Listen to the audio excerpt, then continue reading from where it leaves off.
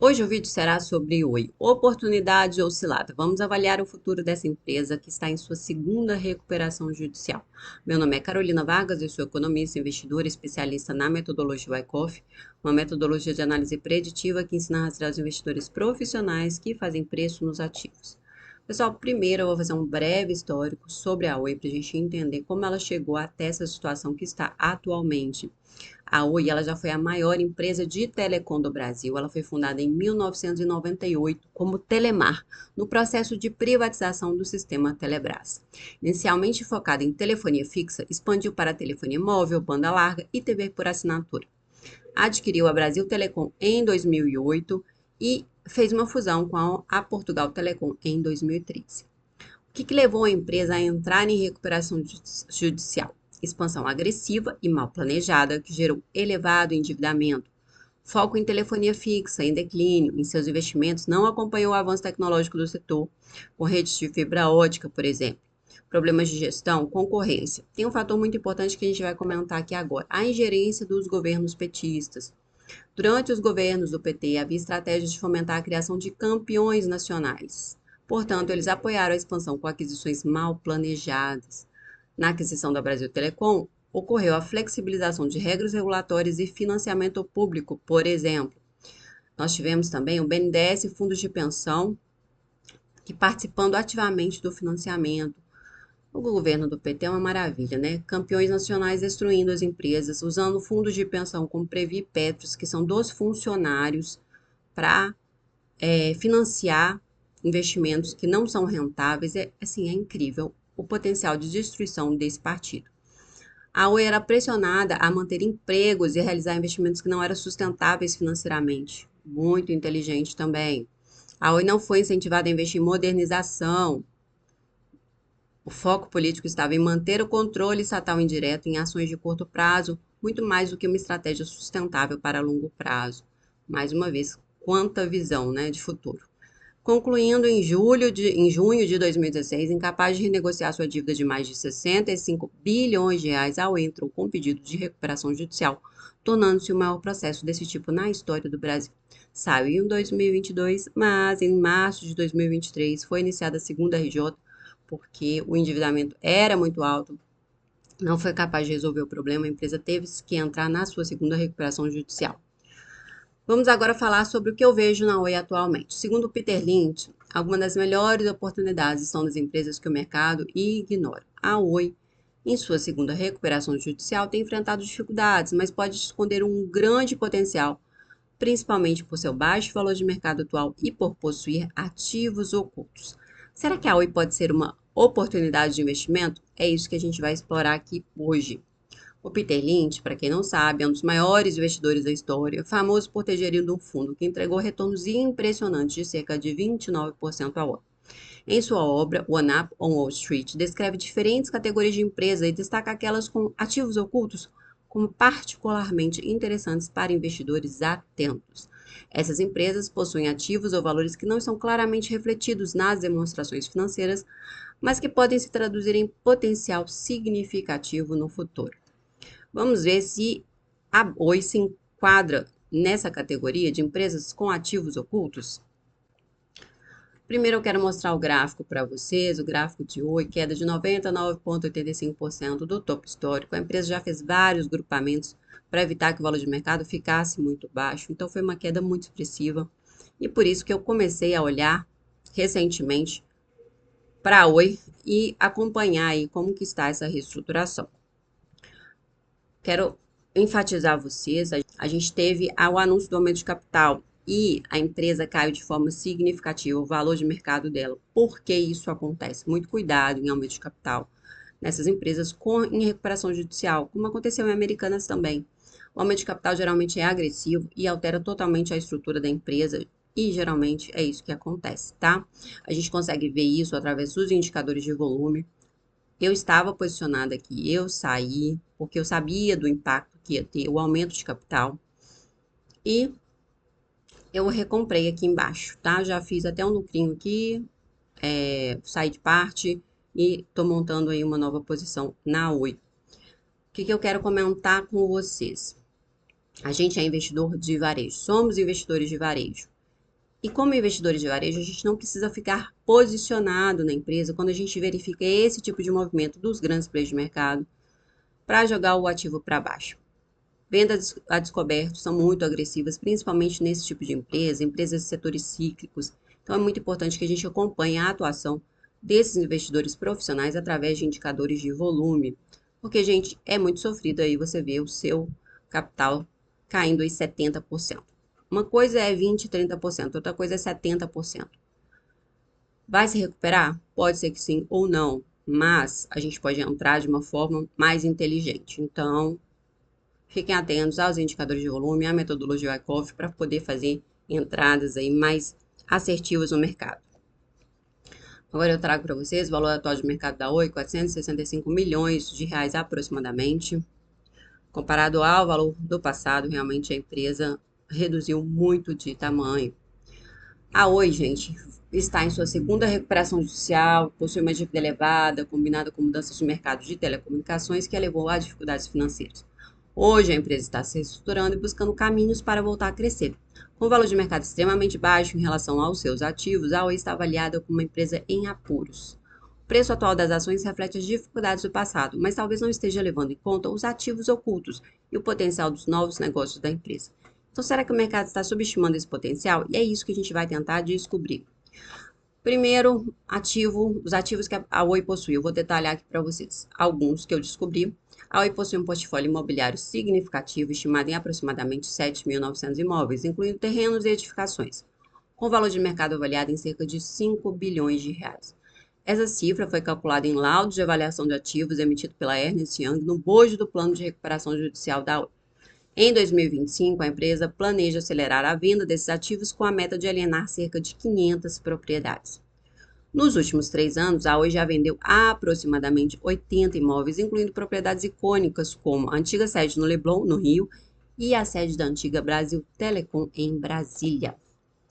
A mudança do regime de concessão para autorização, a outra coisa que aconteceu, ela foi autorizada pela Anatel. O que é regime de concessão? É baseado em contratos que exigem que as empresas cumpram obrigações rigorosas para garantir a prestação de serviços essenciais em todo o território nacional, independentemente de lucratividade. A Oi atuava sob esse regime para a prestação de serviços de telefonia fixa. O que é o regime de autorização? O regime de autorização oferece maior flexibilidade para as empresas, pois não exige a mesma universalização de serviços e elimina a obrigação de manter operações em locais não rentáveis. Isso aqui, pessoal, foi esse regime de concessão, principalmente prestação de serviço de telefonia fixa. Isso teve um impacto significativo na Oi, um impacto muito negativo nos resultados da empresa, e essa mudança do regime de autorização, de concessão para autorização é muito positiva. Só que disso a gente surge aí a questão dos bens reversíveis, que são um tema central em discussões sobre a reestruturação da Oi, porque são ativos que, por definição legal, pertencem ao poder público e são essenciais para a prestação de serviços concedidos como telefonia fixa.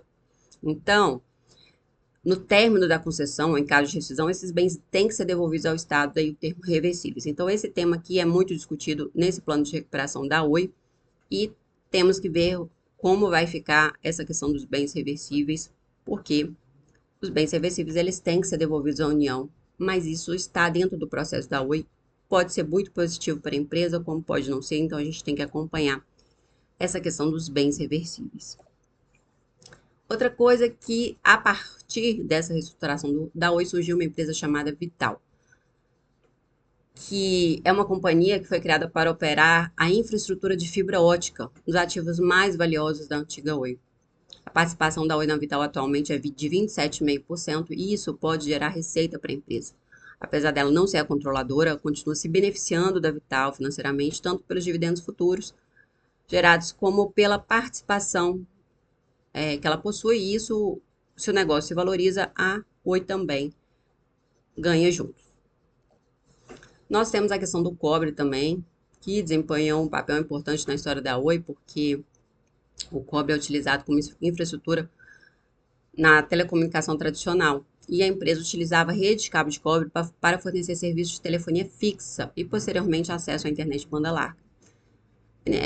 Tecnologia obsoleta hoje em dia. No entanto, com a evolução tecnológica, a substituição do cobre por fibra ótica essa infraestrutura tornou-se menos relevante no modelo de negócio da empresa. Algo que a gente precisa ficar muito atento nesse setor de telecomunicações, que é um setor tecnológico e tecnologia avança muito rápido no mundo hoje em dia. Então, hoje em dia, a fibra ótica e o que pode vir a seguir. Então, a gente tem que ficar muito atento a isso.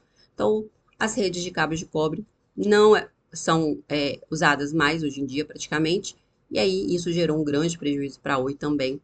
Mas o cobre, ele é vendido como sucata. Então, em 2023, a Oi firmou um contrato exclusivo com a Vital para a venda dos cabos de cobre desativados. Isso inclui redes que não estão mais em operação devido à transição para tecnologias mais modernas. E apesar das vendas já realizadas, é provável que a Oi ainda detenha uma quantidade considerável de cobre em sua infraestrutura, especialmente em áreas onde a substituição por fibra ainda está em andamento, porque o contrato foi feito em regime de exclusividade, mas o valor depende da quantidade de cobre extraído. A responsabilidade pela extração do cobre, o custo é da Vital. O cobre tem valor porque, apesar de tecnologicamente defasado, ele ainda pode ser vendido como sucata, porque é um material valioso, amplamente utilizado em diversas indústrias, incluindo construção, eletrônica e energia. Então, as empresas podem recuperar o cobre de cabos antigos e vendê-lo no mercado como sucata, gerando receita, e é isso que a Oi fez. O valor depende do quanto de cobre que será extraído nesse processo. Outra coisa que a gente tem que ficar atento é o recente aumento de capital da Oi, que é um evento significativo em sua reestruturação financeira, marcando mais uma etapa do plano de recuperação judicial de revitalização de suas operações. O aumento de capital foi realizado como parte de uma estratégia para fortalecer o caixa da empresa, reduzir seu endividamento. E parte do aumento de capital foi destinado a converter dívidas em participação acionária. Então, em 21 de agosto de 2024, o Conselho de Administração aprovou o aumento de capital de 1,39 bilhão, mediante a emissão de 264 milhões aproximadamente de ações. E essa operação foi homologada e condicionada à anuência da Anatel. Em 4 de novembro, a Anatel aprovou o aumento de capital, então a Oi converteu parte de sua dívida em participação acionária, alterando sua estrutura societária. E, gente, um aumento de capital vai gerar impacto no próximo balanço da empresa. A gente precisa ficar atento a isso, porque você tem aí um aumento de capital para redução de endividamento. E aí a nova estrutura societária da empresa tem a PIN como acionista aí principal com 36,48%. A Oi também concluiu a venda da Client Co para a Vital. Foi uma transação avaliada em 5,68 bilhões, que recebeu as aprovações necessárias dos órgãos reguladores brasileiros. Em 26 de novembro, a Superintendência Geral do CAD aprovou a aquisição da unidade de banda larga da Oi pela Vital. Em 17, o Conselho Diretor da Anatel autorizou a transferência, permitindo que a Oi conclua a venda para a Vital. E isso aqui levou a Oi a ficar com uma participação de 27,5% na empresa. Outra coisa que também vai ter impacto no próximo balanço, a gente precisa acompanhar, porque é um valor significativo. Então, é um ativo que sai da Oi, mas isso vai impactar o balanço, assim como o aumento de capital. A gente precisa ficar atento a isso. Para a Oi, essa venda representa um passo significativo em seu processo de recuperação judicial, permitindo a redução de dívidas e a reestruturação de suas operações. Além disso, a empresa mantém uma participação na Vital estimada em 27,5%, o que lhe permite continuar se beneficiando do crescimento do mercado de fibra ótica no Brasil. Além dos ativos já mencionados, como infraestrutura de fibra ótica, rede de cobre, imóveis, participação na Vital, a Oi pode ter outros ativos ocultos ou subvalorizados, especialmente considerando a complexidade de sua operação e o histórico de investimentos acumulados ao longo de décadas. A gente inclui isso aí, patentes e direitos autorais, infraestrutura subutilizada, base de clientes e dados, incentivos fiscais e tributários.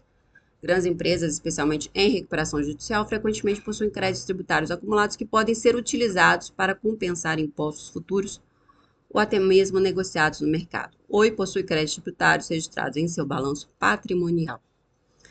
A Oi se transformou em uma empresa mais enxuta, com foco na conectividade via fibra ótica e em soluções empresariais. Embora tenha reduzido sua presença em segmentos tradicionais, como telefonia móvel e redes de cobre, a Oi tenta se reinventar e alcançar sustentabilidade financeira a longo prazo. No entanto, gente, o sucesso dessa estratégia depende de sua capacidade de competir em um mercado altamente dinâmico e tecnológico. É o que eu falei com vocês. A gente tem que ficar atento porque o setor de telecomunicações é um setor que a gente chama de defensivo. No entanto, ele tem uma regulamentação bem complicada.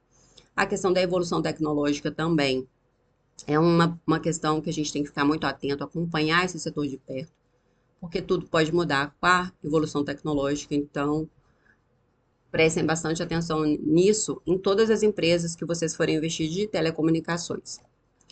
Então, vamos ver a redefinição do negócio da Oi. A Oi agora foca em serviços de fibra ótica, soluções digitais, concentrando-se em mercados onde ainda pode ser competitiva e lucrativa.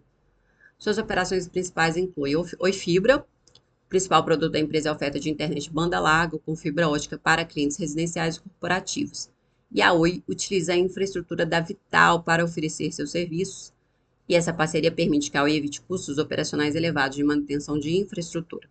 A Oi está fortalecendo seu portfólio de soluções corporativas, oferecendo conectividade em fibra, serviços de TI como nuvem e segurança cibernética, soluções integradas de telecomunicações para empresas. E tem essa questão da infraestrutura compartilhada, porque ela migrou de um modelo proprietário para um modelo de parceria com operadores de infraestrutura como a Vital, que gerencia e expande as redes de fibra, enquanto a Oi se concentra em operações comerciais. Então, a Oi está tentando transformar o seu negócio em um negócio mais rentável. A questão da mudança do regime de concessão para o regime de autorização é um passo extremamente importante para a Oi. Nós temos os bens reversíveis, que é um tema que a gente precisa acompanhar.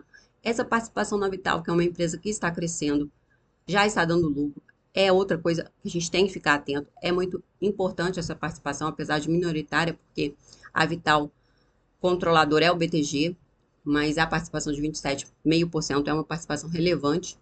Então, tem muitas coisas aí para a gente acompanhar nesse processo. E vamos voltar no gráfico agora. Perceba o valor de mercado de 465 milhões. O gráfico mostrando para a gente aí a atuação dos investidores profissionais neste patamar de preço. Percebam que negocia exatamente onde está o ponto de controle. Percebam, gente, o ponto de controle, esse que a gente vê aqui nesse gráfico de longo prazo, quando a gente pega de pertinho, é esse ponto de controle aqui. A Oi negocia um pouco abaixo desse nível de negociação aqui. Então, teve muita atuação de investidor profissional. Provavelmente muita gente se desfez da empresa por conta dessa queda muito expressiva, no desespero. E eu estou vendo isso aqui como uma oportunidade, me posicionando com um valor baixo, esperando o próximo balanço da empresa, que terá grande impacto de tudo que aconteceu no final do ano passado. Então, é isso. Eu espero que vocês tenham gostado do vídeo, que eu tenha esclarecido várias dúvidas aí de vocês sobre o caso da Oi. Vamos ver as cenas dos próximos capítulos. É uma reestruturação que está envolvendo grandes players de mercado. Um deles é o BTG Pactual. Vamos ficar atentos e no próximo balanço vamos ver o que acontece. Eu fico por aqui, espero que vocês tenham gostado do vídeo. Não se trata de recomendação de compra, nem de venda, nem de manutenção de ativos. A página tem fins educacionais. Até o próximo vídeo.